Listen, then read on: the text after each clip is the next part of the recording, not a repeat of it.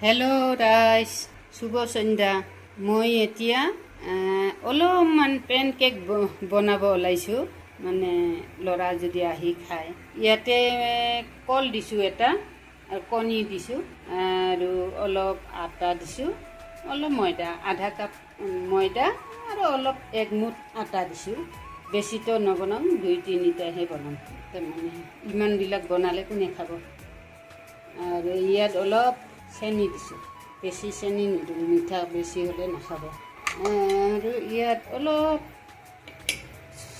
মিঠা চ'দা আৰু অলপ বেকিং পাউডাৰ, এইখিনি দি আজি মানে আবেলিৰ খোৱাটো বনাওঁ।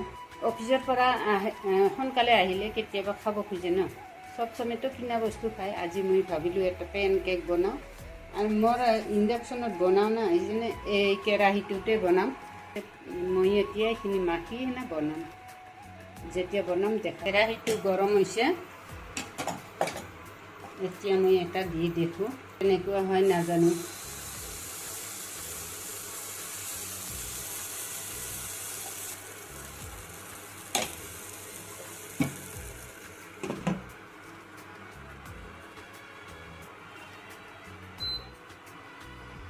এতিয়া হৈ থাকক, কিন্তু ভাল হৈছে।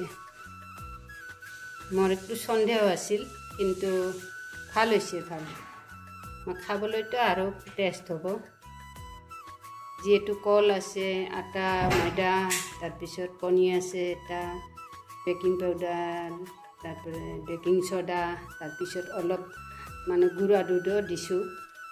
ভাবিছিলোঁ কেৰাহীত বনালোঁ, কি জানি হয়, তাৰপিছত ভাল হৈছে। আমি এতিয়া চাহ খাম।